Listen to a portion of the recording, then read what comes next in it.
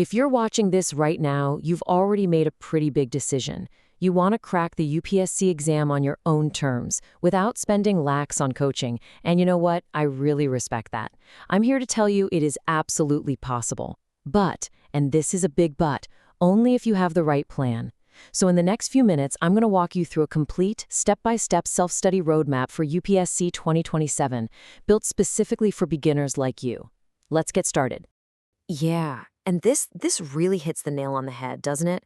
Cracking this exam isn't just about being the smartest person in the room or pulling endless all-nighters. It's about having a smart, structured strategy. Think of it like this. This whole thing is a marathon, not a sprint. And without a map, a really good map, you're just going to end up running in circles. Okay, so before we jump in, let's just be clear about who this is really for. If you are a total beginner, someone who's just decided to go for it, you're in exactly the right place. If you're a working professional or you're still in college and you're thinking, how on earth am I going to manage this? This is definitely for you. And hey, if you've already started studying, but you just feel kind of lost, like you're drowning in books and advice, stick with me. We're going to clear all that up today. All right, first things first, let's talk about the #1 mistake that nearly every beginner makes. And honestly, I get it. The first instinct is to rush out, buy a mountain of books, and just start reading, right? But hold on. Before you open a single page, you have got to do something way more important. You need to understand the battlefield. You need to know exactly what you're up against. So the UPSC exam is basically a 3-stage gauntlet. Stage 1 is the prelims. Think of it as a giant screening process, all multiple choice questions, designed to filter the crowd. If you make the cut, you're on to stage 2, the mains. This is a whole different ballgame. It's all written, descriptive answers. Here they're testing how you think, how you analyze, and how you connect ideas. And finally, if you conquer the mains, you face the interview, also called the personality test.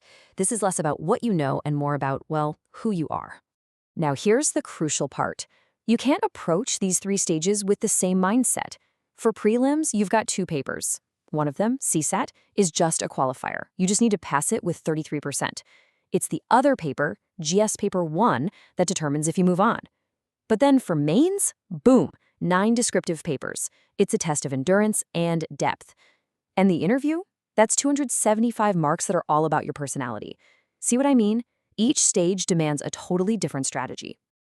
Okay, so here is your homework, your first official task. Before you do anything else, no books, no more videos, go to the official UPSC website, find the syllabus, download it, and read it, cover to cover. Seriously, this document is your Bible. It's your roadmap.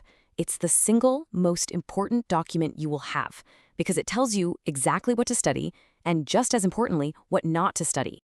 All right, so now that we know what the exam actually looks like, let's get down to business. This is the core of our little chat today, your 12-month action plan. I've broken it down into 3 simple, manageable phases to make it feel a lot less overwhelming. Ready? Let's go. First up, phase 1. All right, so the first 4 months, this is what I call the foundation phase. Your one and only goal here is to build a super strong conceptual base. We're going to focus on the big 5. Polity, history, geography, economy, and environment. But wait, there's more. We are also building 2 daily habits, starting from day 1. An hour and a half for your optional subject, every single day. And 45 minutes with a good newspaper. Now listen to me on this.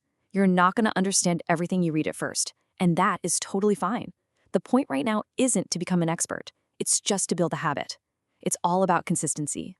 Okay, once that foundation is solid, we move into phase 2. So for the next 5 months, that's month 5 to 9, we're shifting gears. This is the mains consolidation phase. We're taking that foundation and we're building a skyscraper on top of it.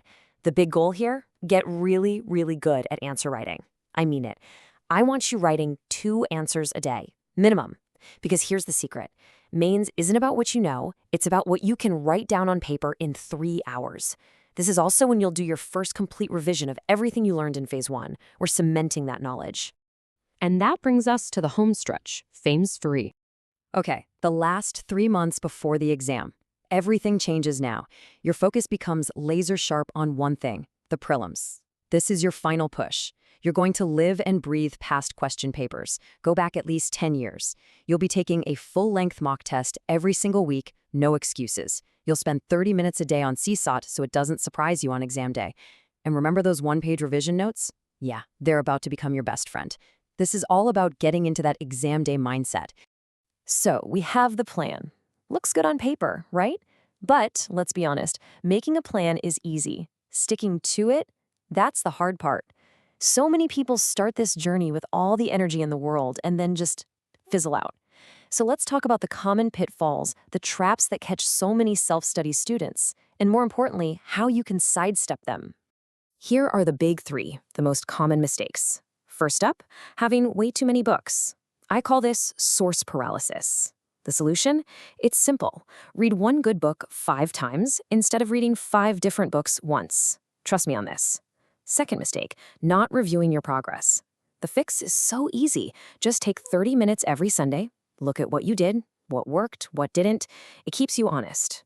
And the last one, and this is a big one, studying all by yourself.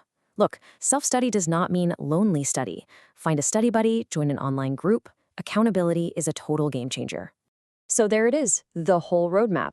You know the stages of the exam, you have the 3 phases for your preparation, and you know the traps to avoid. The only thing left to do is to start, right? The only thing standing between you and where you want to be is that very first step, and you can take it today. So let's recap the whole journey real quick. Months 1 to 4, foundation. Get those basics locked in. Months 5 to 9, mains.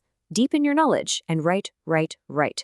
And months 10 to 12, it is all about the prelims, mocks, revision, and getting into exam mode. See, it's simple, it's structured, and you can absolutely do this. And that is the plan. That's your roadmap. So I'll leave you with this one question. Not what you'll do tomorrow or next week, but what is the one small thing you are going to do today to get started? Are you going to go download that syllabus right after this? Are you going to block out 30 minutes in your calendar for tomorrow's study session? Whatever it is, do it now. The journey starts with that one single step. The time is now. You've got this.